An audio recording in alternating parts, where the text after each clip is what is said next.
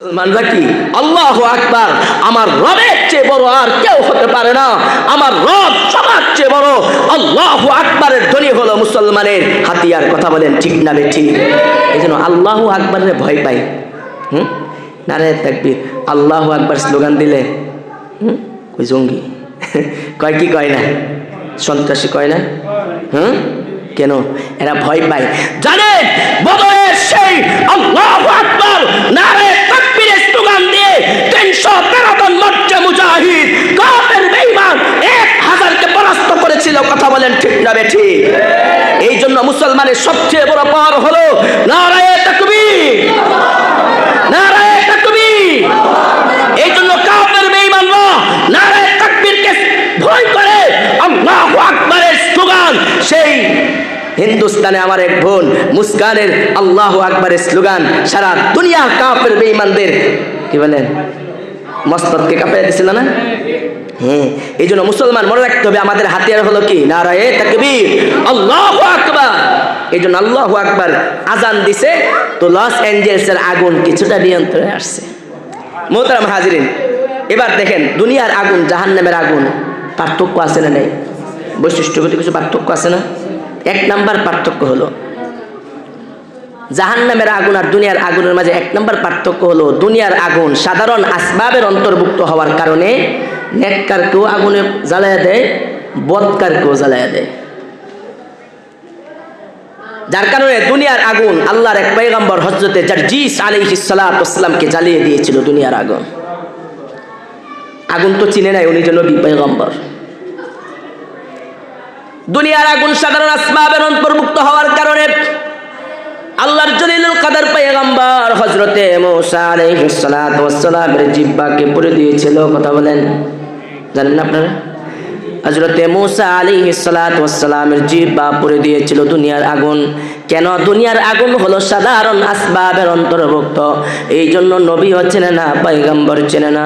কোন নেককার সাধু নারী যদি অসতর্কতাবশত যদি আগুনের মাঝে হাত দেয়, আগুন পোড়াবে কি পোড়াবে না?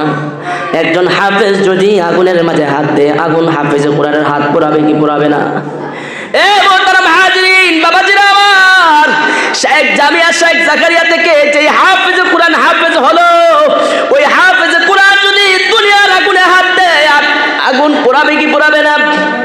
কিন্তু আল্লাহর নবী বলেন একজন হাফেজ কোরআন যদি জাহান্নামের আগুনের মাঝে পার্থক্য হলো এই জায়গায়, একজন হাফেজ কোরআন যদি জাহান্নামের আগুনের মাঝে লাফ দিয়া পড়ে, হাফেজ কোরআন তার মা বাবাকে জাহান্নামের আগুন থেকে উঠাবে।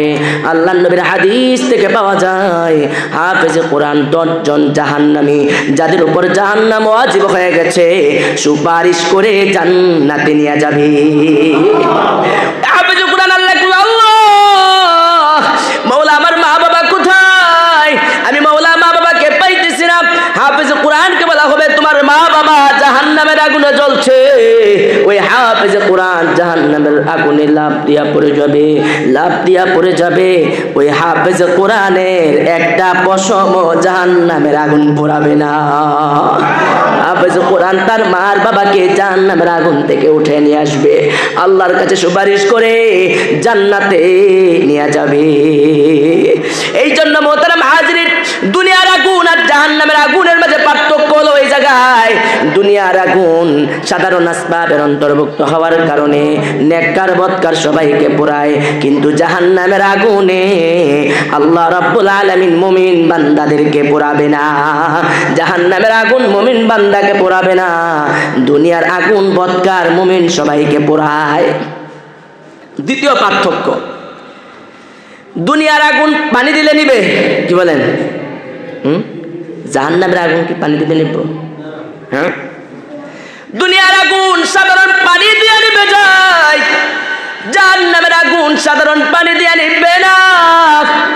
দুনিয়ার আগুন পানি দিলে নিবে, জাহান্নামের আগুন পানি দিয়া নিবে না। জাহান্নামের আগুন চোখের পানি দিয়া নিবাতে হবে। আল্লাহ রাব্বুল আলামিন যখন জাহান্নামকে বাঁধবেন, 70,000 70,000 শিকল দিয়া, এক একটা শিকলে 70,000 ফেরেশতা জাহান্নামকে ধরে রাখবেন। ওই জাহান্নাম এরকম ভাবে রাগে ফায়ার হইয়া জাহান্নামকে গ্রাস করার জন্য আসবে।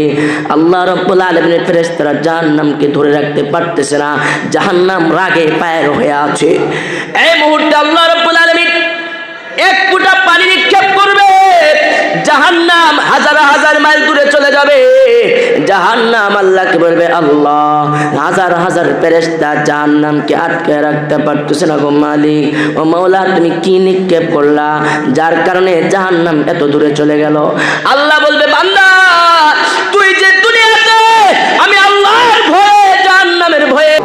এই জন্য বাবাজিরা আমার, ওই জাহান্নামের আগুনকে নিভাতে হলে চোখের পানি ফেলার দরকার আছে না নাই? কি বলেন, দরকার আছে না নাই? দুনিয়ার আগুন সাধারণ পানি দিয়ে নিবে, জাহান্নামের আগুনকে নিভাতে হলে চোখের পানি ফেলতে হবে। এই জন্য আল্লাহ ওয়ালাদের দরবারে যেতে হবে, হক্কানি বুজুর্গানে গ্রামের দরবারে যেতে হবে। তাদের দরবারে গেলে সকাল বিকাল ওজিফা দিবে, মুরাকাবার আমল দিবে। জাহান্নামের ভয় দিলের মাঝে হক্কানি ওলামায়ে কেরাম প্রবেশ করাইয়া দিবে। তখন দেখবেন জাহান্নামের ভয়ে যখন এক ফোঁটা চোখের পানি আসবে, এক ফোঁটা পানি যখন আপনি ফেলবেন, ওই এক ফোঁটা পানি জাহান্নামের আগুন থেকে মুক্তির জন্য যথেষ্ট হয়ে যাবে। এই জন্য মোহতারাম হাজিরিন, দুনিয়ার আগুন আর জাহান্নামের আগুনের মাঝে পার্থক্য। আরেকটা পার্থক্য হলো, তৃতীয় পার্থক্য, দুনিয়ার আগুন বাতাস দিলে জ্বলে। কথা বলেন ঠিক না বেটি? দুনিয়ার আগুন অনেক সময় দেখেন না, বাতাস দিলে জ্বলে না, চুলার মধ্যে আগুন জ্বলতেছে না, তখন আগুনকে জ্বালানোর জন্য ফুরুঙ্গি দিয়ে কি দেয়, ফু দেয়। বাতাস দিলে দুনিয়ার আগুন জ্বলে। কি বলেন? দুনিয়ার আগুন বাতাস দিলে জ্বলে। আবার বাতাস যদি বেশি জোরে আসে আগুন জ্বলবো, আগুন নিভে দিব, আগুনটা একবারে শেষ করে দিব। দুনিয়ার আগুন সাধারণ বাতাসে জ্বলে, বাতাস বেশি আসলে দুনিয়ার আগুন নিভে যায়। জাহান্নামের আগুন যখন একজন মুমিন যখন জাহান্নামের আগুনের উপর দিয়ে যখন পার হবে, পুলসিরাত, আল্লাহ রাব্বুল আলামিন পুলসিরাতকে রেখেছেন, পুল যে করেছেন কিসের উপর দিয়া? জাহান্নামের উপর দিয়ে না? জাহান্নামের উপর দিয়ে আল্লাহ কি করছেন? পুলসিরাত করছেন নাকি? সেই জাহান্নামের আগুনের উপর দিয়া যখন মুমিন যখন পার হবে, তখন জাহান্নাম মুমিনকে ডেকে ডেকে বলবে, ইয়া মুমিন আসরি, ইয়া মুমিন বাইন্না রুরাকাত পানারি। এ মুমিন তুমি তাড়াতাড়ি পার হয়ে যাও, তাড়াতাড়ি পার হয়ে যাও। কেন রে মুমিন? তোমার ওই নূর আমার আগুনকে নিভাইয়া দিতেছে। এই জন্য আল্লাহ মুমিনদেরকে কি দান করবেন? হাসরের ময়দানে নূর দিবেন। কি দিবেন? নূর দিবেন। নূর কিভাবে দিবেন জানেন? যার ঈমান আর আমল যত সুন্দর হবে, ভালো হবে, আল্লাহ রাব্বুল আলামিন তাকে সেই পরিমাণ নূর দিবেন। আল্লাহ নবী হাদিসের মাঝে বলেন, আমার কোনো কোনো উম্মতের নূর হবে খেজুর গাছের গোড়া থেকে নিয়ে আগা পর্যন্ত লম্বা। সুবহানাল্লাহ কইতেন না? আর আমার কোনো উম্মতের নূর হবে তার পা থেকে মাথা পর্যন্ত এতটুকু লম্বা। নবী বলেন, আমার সর্বশেষ যে উম্মতের সবচেয়ে কম যে নূর, সেটা হলো আঙ্গুলের যে মাথা আছে না, মাথা ওই নখ পরিমাণ, ওই জোনাকি পোকার পাশায় দেখেন না, ওই সামান্য আগে লাইট জ্বলে আর নিবে। নবী বলেন, আমার উম্মতের সাধারণ যে মুমিন ঈমান আনছে, হালকা পাতলা ঈমান আনছে, খালি ঈমান আনছে, হালকা পাতলা আমল করছে, তাদের নূর হবে সামান্য ওই আঙ্গুলের মাথা পরিমাণ নূর। ওই জোনাকির যে আলু আছে ওইটার মতো জ্বলবে আর নিবে। ওই সাধারণ আলু দিয়া সে জাহান্নামের উপর দিয়ে পুলসিরাতের পুল সে পার হবে। এই জন্য মোহতারাম হাজিরিন, আমাদের যাদের ঈমান আর আমল যত সুন্দর হবে, যত ভালো হবে, আল্লাহ রাব্বুল আলামিন তাকে সেই পরিমাণ নূর দান করবেন। আল্লাহ আমাদের সবাইকে নূর দান করেন, সবাই বলেন আমিন। এই জন্য ঈমান আর আমল বানাতে হবে। কি বলেন? ঈমান আর আমল বানাতে হবে। যার আমল সুন্দর হবে, যার ঈমান যত মজবুত হবে, আল্লাহ রাব্বুল আলামিন তাকে তত বেশি নূর দান করবেন। আরেক হাদিসের মাঝে আছে, নবী বলেন, আমার উম্মতে উজুর যে অঙ্গগুলো আছে, চেহারা, এই হাতের কবজিগুলো, কনুইগুলো, টাকনুগুলো, এগুলো হাসরের ময়দানে চমকাইতে থাকবে, হুররাব মুহাজ্জালি চমকাইতে থাকবে। আল্লাহর নবী বলেন, হাসরের ময়দানে আমি আমার উম্মতকে দেখে চিনবো। আমার যে উম্মত দুনিয়ার মাঝে খুব ভালো করে উযু করত, তার চেহারাগুলো হাসরের ময়দানে চমকাইতে থাকবে, চমকাইতে থাকবে। হাতের কবজিগুলো চমকাইতে থাকবে, উযুর অঙ্গগুলো চমকাইতে থাকবে, পায়ের টাকনোগুলো চমকাইতে থাকবে। হযরত আবু হুরায়রা রাদিয়াল্লাহু তাআলা এই কথা শোনার পরে উযু করে বগল পর্যন্ত দয়, বগল পর্যন্ত দৌত করে উযুর মাঝে। কেন বগল পর্যন্ত দৌত করে? সাহাবায়ে কেরাম আবু হুরায়রাকে বলেন, আবু হুরায়রা কয়, নবী আমি বগল পর্যন্ত দৌত করি এই জন্যে, নবী বলেছে আসরের ময়দানে কোনই পর্যন্ত চমকাবে, ওই কোনই পর্যন্ত চমকাইলে, চেহারাগুলো চমকাইলে নবী চমকাবে, নবী আমাদেরকে দেখে চিনবে। এটা হলো আমার উম্মত, ধরে ধরে হাউজে কাউসারে পানি পান করাবে। আবু হুরায়রা বলে আমি বগল পর্যন্ত ধুই এই জন্য, যাতে করে আমার হাত বেশি পরিমাণ চমকায়। এই জন্য মোহতারাম হাজিরিন, আল্লাহ তাআলা নূর দান করবে, তো ওই হাসরের ময়দানে নূরের দরকার আছে না নাই? মোহতারাম হাজিরিন, নবী বলেন উম্মত ওই জাহান্নামের আগুন থেকে যদি বাঁচতে চাও, একটা আমল আমি তোমাদেরকে বাতায় দেই।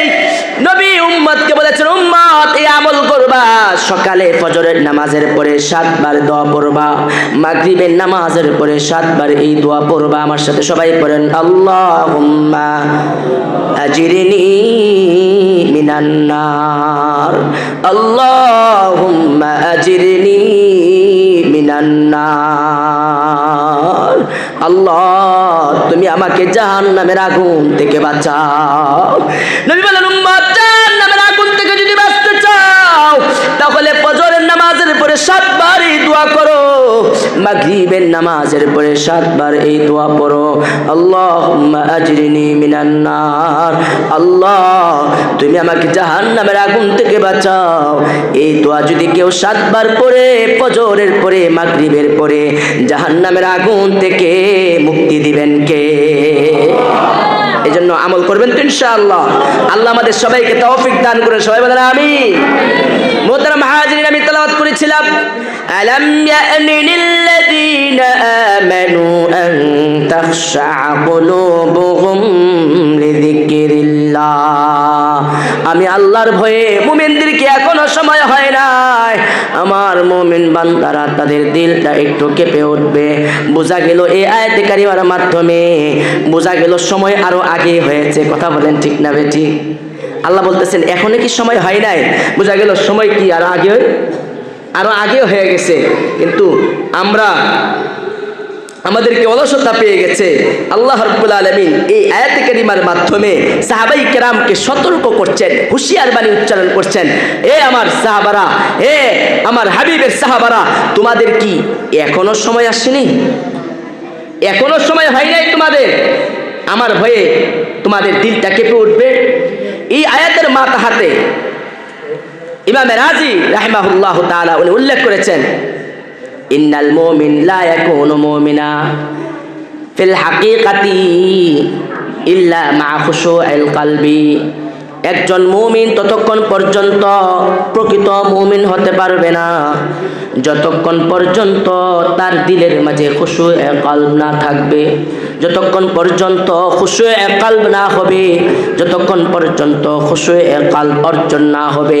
মোহতারাম হাজিরিন, খুশুয়ে কলব কি জিনিস? খুশুয়ে কলবের অর্থ হলো অন্তর নরম হওয়া, অন্তর নরম হওয়া, ক্ষুধা ভীতি অন্তরে আসা। খুশু এর অর্থ হলো যে অন্তরে আল্লাহ রাব্বুল আলামিনের প্রতি আজমত বরত্ব যে অন্তরের মাঝে থাকে, যে অন্তরের মাঝে আল্লাহর ভালোবাসা থাকে, যে অন্তরের মাঝে আল্লাহর ভালোবাসার মহাব্বত থাকে, এই অন্তর যখন কোনো গুনাহের দিকে যখন পা বাড়ায় তখন তার দিলের মাঝে কেঁপে ওঠে, তখন তার দিলে কম্পন সৃষ্টি হয়। এই জন্য নবী বলেন কারো দিলে যদি খুশু থাকে তাহলে এটা প্রকাশ পায় অঙ্গ প্রত্যঙ্গের মাধ্যমে। কি বলে? আগুন জ্বললে ধোঁয়া ওঠে না? গাছ লাগাইলে ফল বের হয় না? গাছ লাগাইলে কি হয়? ফল বের হয়। ফল যদি পাকে তাহলে কালার আসে কি আসে না? কালার হয় না? আম পাকলে কি হয়? আমের কালার হয়। আম পাকলে কালার হয়, মুমিনের যদি মুমিন হয় তার মাঝে একটা কালার আসে কি আসে না? আপনি মুমিন দাবি করবেন, আপনি ইমানদার দাবি করবেন, আপনার যদি দাড়ি না থাকে কি বলেন আপনি মুমিন হতে পারছেন? কেউ যদি বলে করে আমি মুমিন আমি ইমানদার, তাহলে অবশ্যই ইমানের কালার আছে না নাই? ইমানের কালার হলো তোমার মাথায় টুপি আসবে, তোমার চেহারার মাঝে আল্লাহর নবীর দাড়ি আসবে, তোমার গায়ে লম্বা জামা আসবে।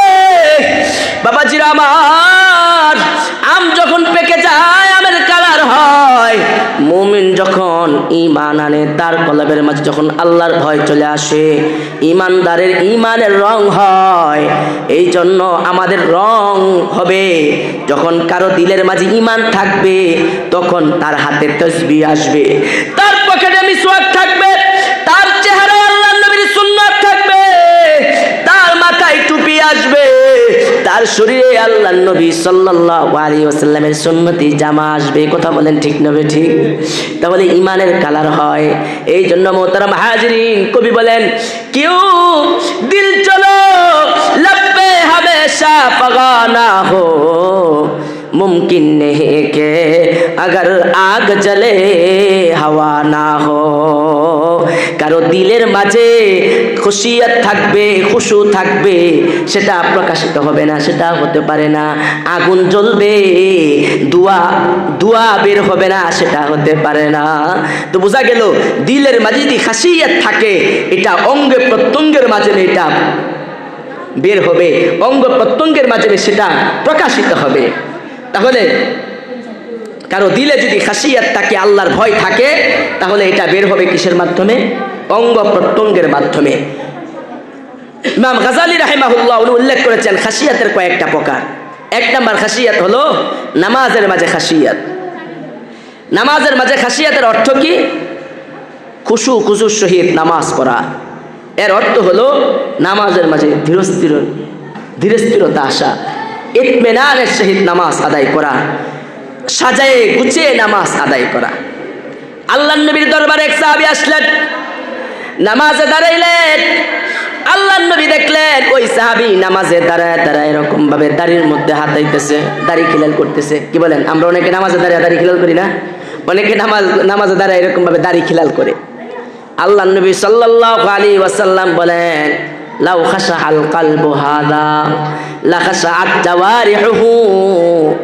ওই যে দেখো নামাজে দাঁড়াইছে, দাড়ি খিলাল করতেছে, যদি তার কলবের মাঝে খাসিয়াত থাকতো, খুশু থাকতো, লা খাশাআত জাওয়ারিহু, তাহলে ওই খুশুটা তার অঙ্গে প্রত্যঙ্গের মাঝেও আসতো।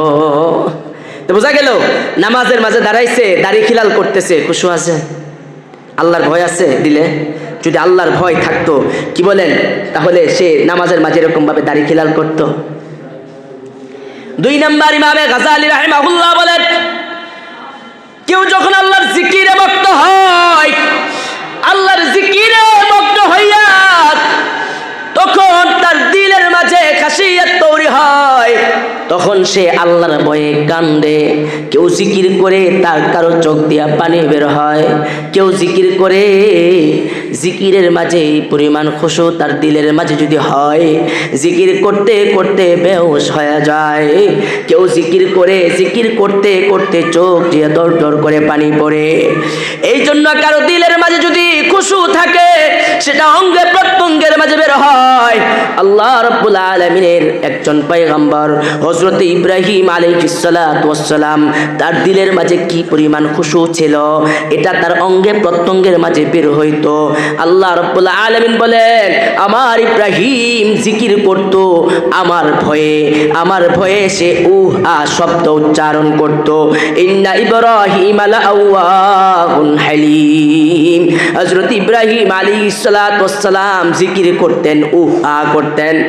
আল আওয়াহের অর্থ হলো তাফসীরে রুহুল মাআনিতে আছে, আল আওয়াহের অর্থ হলো আল খাশি আল মুতাদাররি, যার দিলের মাঝে ভয় থাকে, যার দিলের মাঝে খুশু থাকে, এই জন্য তাকে বলা হয় খাশিয়া।